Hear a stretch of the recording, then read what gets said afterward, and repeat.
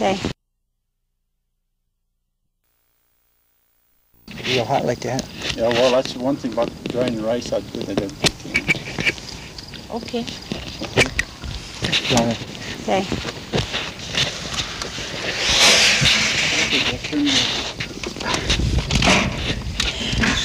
Okay. Wait, let me...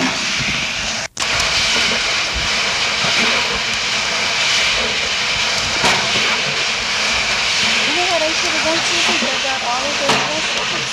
All my rice vegetables. Okay.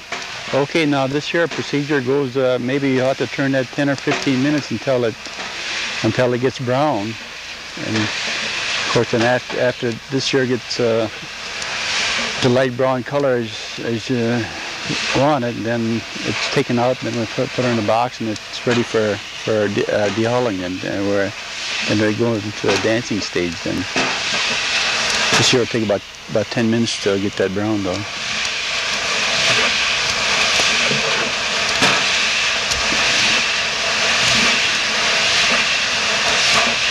Quite a lot of time involved in this wild rice. I mean, you just can't go about in a hurry up way. I mean, if your fire gets too hot, you're gonna, as you hear pop in there now, that's what usually happens. So you just got to keep on stirring it around. The hotter the fire goes, the faster you turn it. But that's one thing about drying out your rice good, and it doesn't take too long to parch. Then it's less parching time, because this here is our method of doing it. I don't know how other people do it, but this here is how we do it. We just don't. Some people just as they take it off from the lake, they put it right in a tub like that and then parch it out. It doesn't do the drying procedure. I think is very important. You can hear the pop in there now.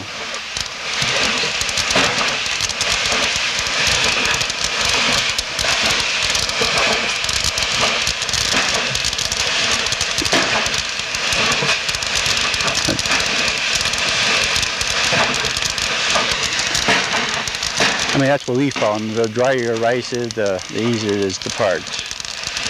You can see it's turning color now. The light brown, see it?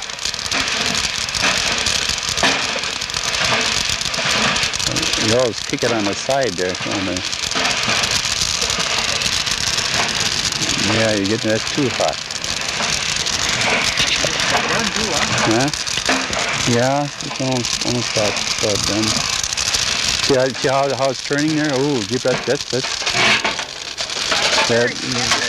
yeah. See how it pops? See it?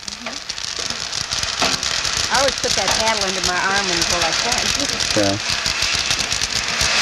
See, it doesn't take too long when that's. Yeah, when the fire is hot, and it just does a good job. That's why I really think that drying your rice out on the canvas like that and drying it good. The parching time is really, it doesn't take too long then. Okay, then after this procedure, then we'll go over to the dancing tub. You want to fan this? Yeah, we'll have to fan that out first. Okay. Well, wait till she says when now. Be a couple of fans, a couple of baskets we'll have to put in there. Well, isn't that fanned out there? No, not that. Not in that thing there. He started on it.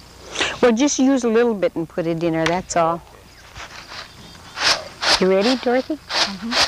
Yeah, there's a lot of stuff that comes out. Yeah, well, this is the next step that we do. I said, now he's fanning the rice again, and you see a lot of empty stuff coming out. what wasn't fanned out from before.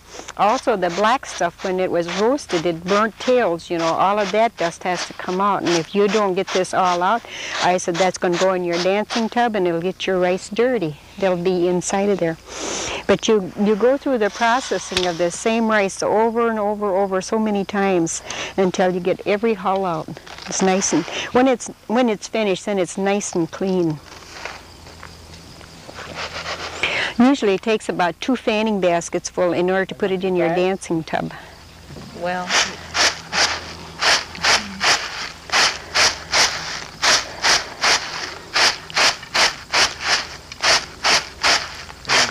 usually a lot of work involved in this, but I said lots of times it's a lot of fun too.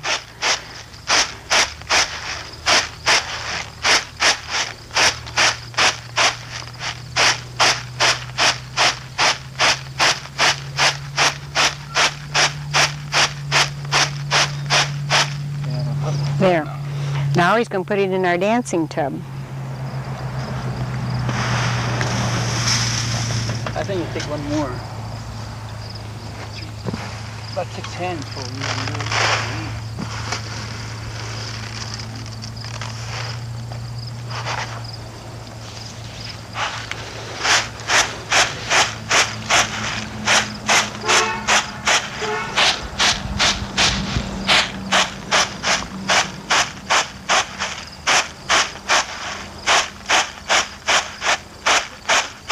A lot of our young people nowadays, I said, they don't tend to listen to the older generation either, you know.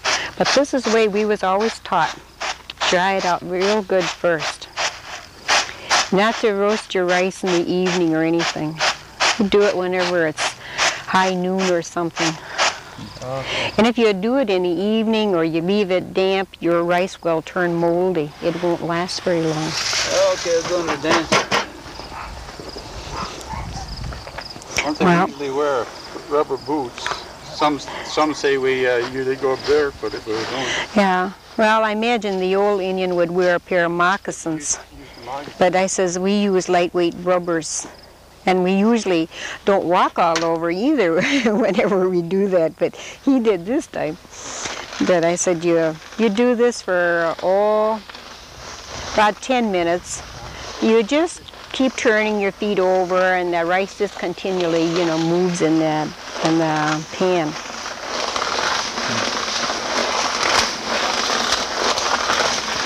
We used to do this a long time ago.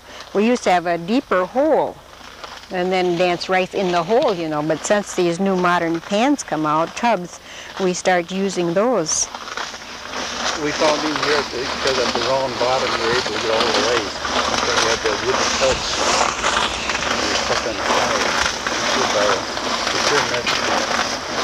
The rice on the bottom, by it being round, we keep on rotating and get all the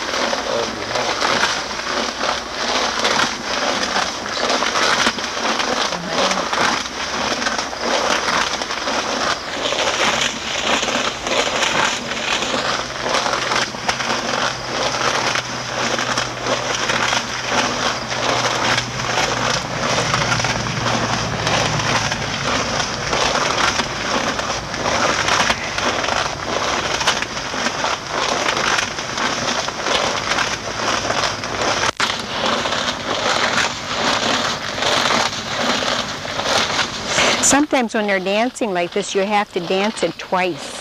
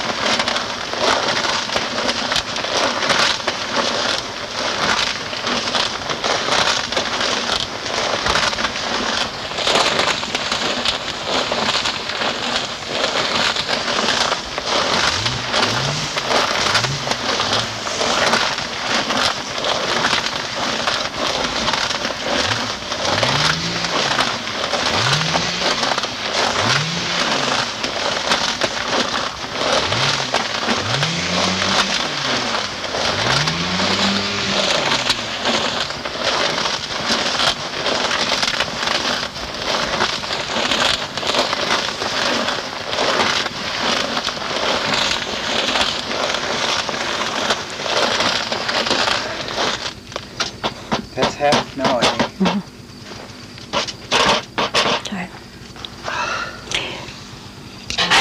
Chuck, will you take that out and fan it now? Get more than half, you know, hold off. Yeah, okay, we have a little here. Okay. Okay. Put it in the fanning basket. Yeah. And if there's a nice breeze, usually I said, lots of times you hold that kind of high and a lot of that chaff blows away too. No breeze right now. Mm-hmm.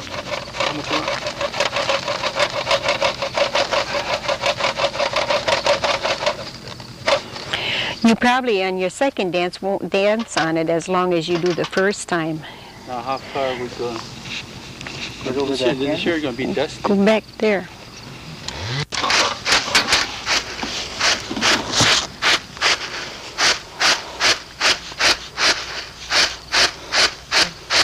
What's he doing now? Oh, this after he got through dancing on it, there he's fanning it and getting the rest of the chaff out.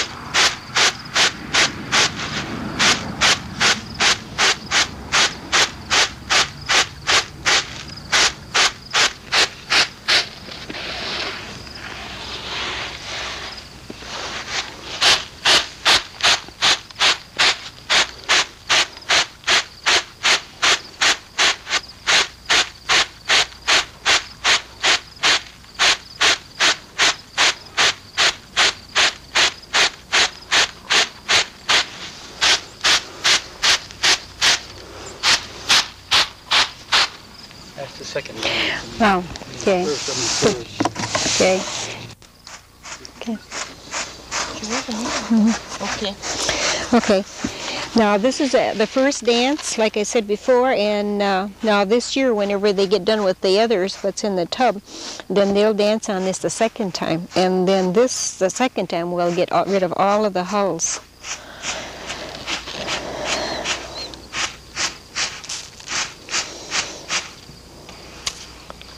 Sometimes, though, I said when you don't get rid of all of the hulls, sometimes you can, if all the dust isn't out, sometimes we run this rice through a screen too.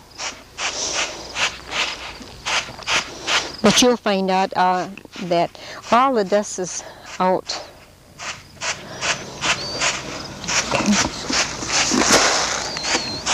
Yeah. Is this all emptied now? No, not quite. One more time. Can we put that in there so I can do it the second time? Okay. Okay. Well, usually after we get done dancing the rice, it usually is awful dusty around the edge, around the dancing tub. So we usually have a bunch of branches like this, and we go like this in order to get all the empty hulls out of the basket so it comes out nice and clean. So we set that aside and we put this back here. So we put the last batch of rice in there. So and then we're ready for the second dancing. That's not quite all. It's not all the hull. So you got to go to the second dancing to get the rest of it.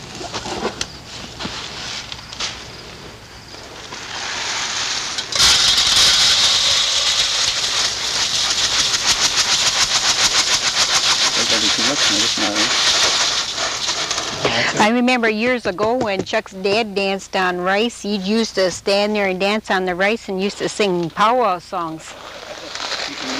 Yeah.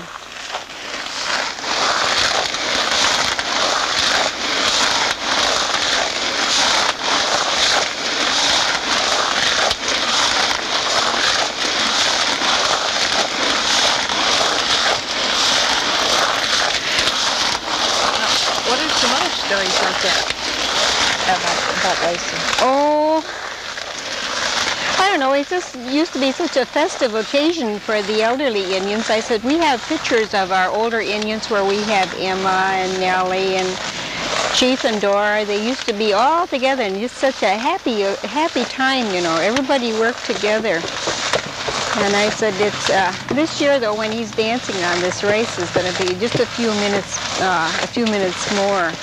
But I said, you dance the rice, I don't know, just about how many times, at least 6 different times you go into fanning stages in order to come out with your rice just nice and clean. You mentioned your dad sang. Was there a lot more ceremony connected with the whole process? They did it for, I think he just enjoyed singing, you know, powwow songs. And everybody would sit around, they'd laugh, they'd tell stories. It's just a happy occasion when they harvest wild rice. Sometimes the old traditional Indian, when they were out harvesting rice on the lake, everybody would holler at each other and have a gay old time out in the lake. And then whenever they used to pick rice, they would pick 3 days at a time. And then maybe on a 3rd or 4th day, they would let their rice rest always on the 3rd day. And then your rice kind of stands right back up, you know. And I said, our modern day Indians today, I said, very seldom will give the rice a rest. But when they give that rice a rest, then that rice will stand right back up again. So I said there was a lot of tricks to wild rice harvesting, and I don't think our modern day Indian knows too much of the procedures. Today I said they don't look at wild rice. They don't stay off the lake whenever it's in blossom stages. And I said, it's just like any other thing. I said, corn or whatever it is has to have its blossoms.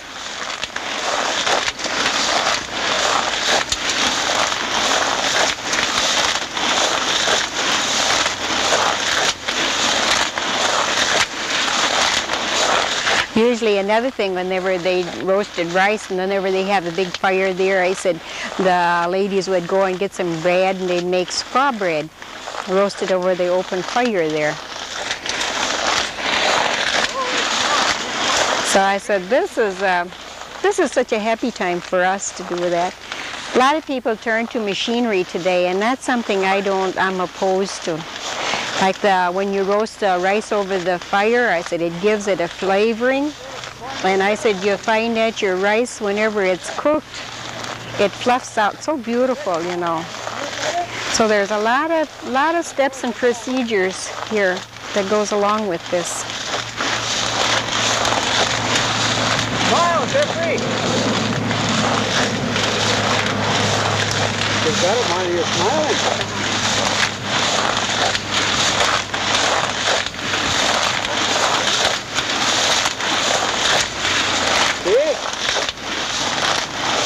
Babe. Amanda. Hi, sweetheart. Hello. Hi, Mandy. Oh, we shouldn't have even left you in the house. Hi, Amanda. Love Grandma? Huh? Come on. You give Grandma a smile. Come on. Her Indian name is Wabasasanoque. My heart is right now. Smile, show your teeth. Show your teeth. Oh, over there. That is looking too long. Okay, we're done now. Okay. A lot of dust again. No, we can put it in the basket again? Now, after he's done with this rice again, then we put it back in the fanning basket, and then we go into a fanning thing again. You want it all dumped in that can? Yeah. Put some in your basket first, huh? Dusty.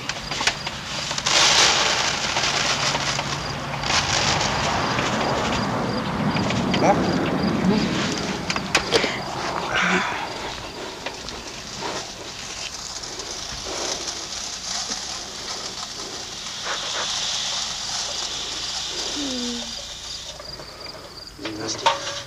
More dust really take off.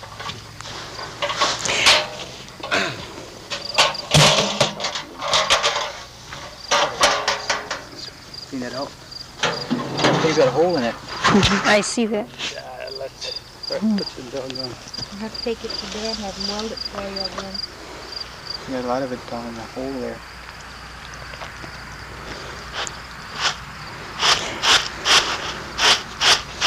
Usually one of the things the traditional Indian always used to say, they would never let children play around on that dust, because that dust can cause, you know, an itching. And sometimes I said, if there's any holes in the rice, sometimes when there's holes in the rice, lots of times if you eat it, that can lodge in your throat, well, it just makes it real uncomfortable and it's hard to get out. I had a niece at one time was eating rice and there wasn't even hulled, and I said she ate a bunch of it, and I said she couldn't get it out of her throat and everything. To this day she sort of stutters. So you know, it has its, make sure that it's clean before you eat it. Holes not at all. No hole? Chuck, bring that up closer so she can get the picture of that on the camera. I can get it. I can get it. Okay. You get it closer? Oh, good, No holes good. on there, no. See? Real clean. If you get it too close, Okay. There's your finished product.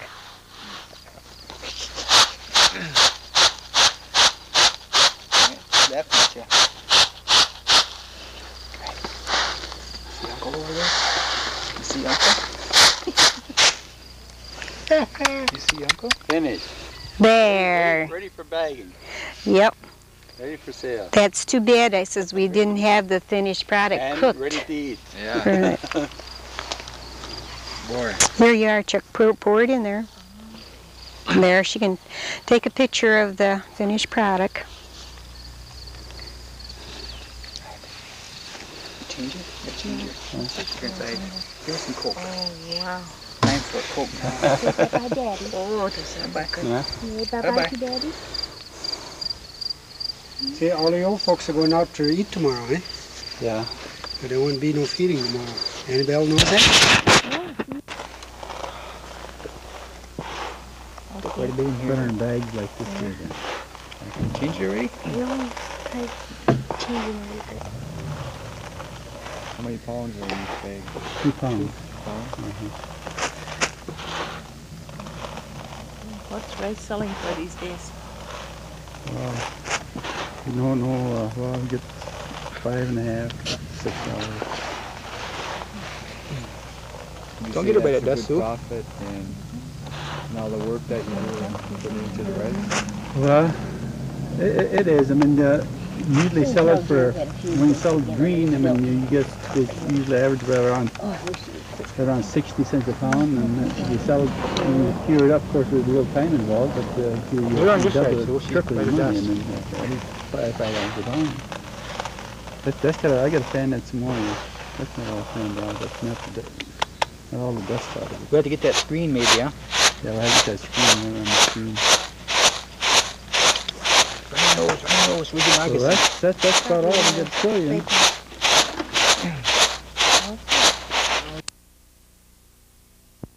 But how about you sit right there and give her that?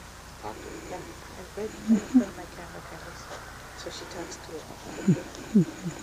Oh, Okay. How long have you you lived here? Have you lived here all your life? Came here too easy. I got to talk it out. yeah, Oh, I see. not so good either. How long have you lived here? On the How long have you lived on the reservation? It's more than 90 years. You live here all your life yeah, then, right? yeah. Yeah. Mm-hmm. How was it? How was it way back then when you were a little girl?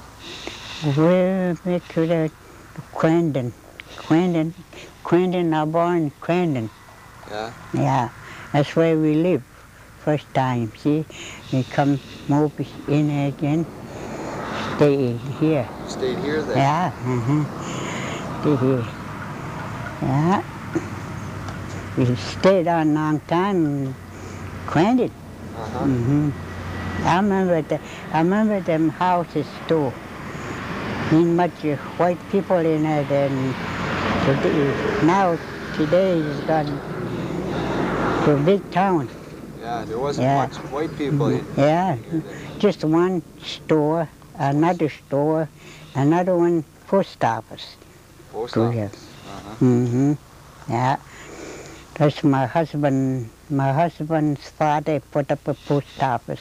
Your husband's father put up a post office. Yeah, Was that that's in why you call him Lake Metongak. Lake Matonga? Yeah. Yeah, long time. Long time ago, nobody take care of us. Yeah, no, give us cues or something. Yeah, we all tried to pick out my grandpa, he can wear too. No shoes, just wear magazines. Just wear magazines in the winter time, cold too. Yeah. Yeah. You had a hard time. We poor people in here. Poor people. Ever since I remember.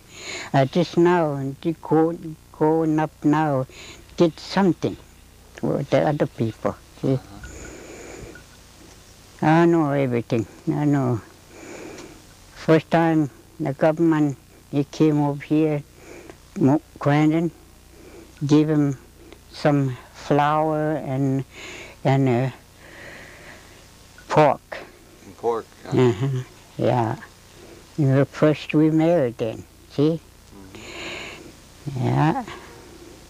At over 50 years I got married.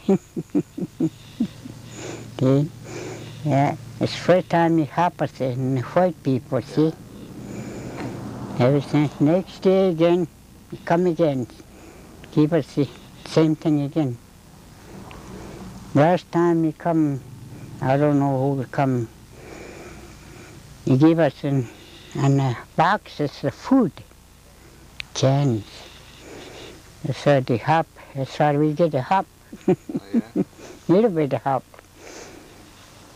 He called us in the last tribe Indian, says, so he called us here. Yeah. Never think about us, the government. Yeah. It's awful.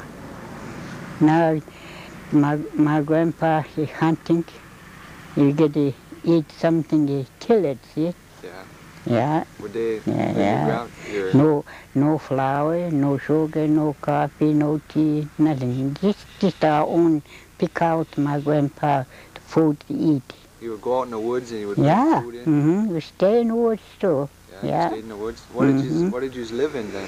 Stay in the woods way up there. They call them Wabigan Lake. That's where we always, my grandpa, quit trapping the muskrats. That's why we eat the catch the muskrats. Yeah. Yeah. Apple. I just thinking about it all the time, the way we happen. You know, funny either. I'm just glad of it today. Now I am still living yet. Yeah. Yeah. You're happy though, ain't you? Yeah. No hoppers. Nobody hoppers. When something happened to people, we do that ourselves. put them away, see? Yeah, nobody know white man the hoppers. Yeah.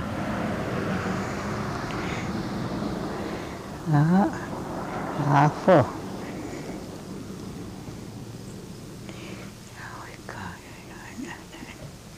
And anyway, we got that rice. That rice. Well, I've been know ever since I was small. There's a lake here. The rice Yeah. was there all the time. Yeah. There's another lake over there.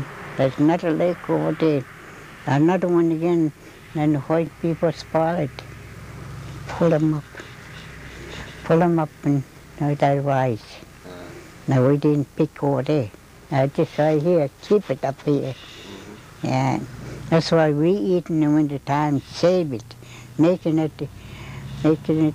Saving it that rice you can eat. And sugar too, maple sugar. Yeah, maple sugar? Yeah, maple sugar, use it. Put it in rice. Yeah.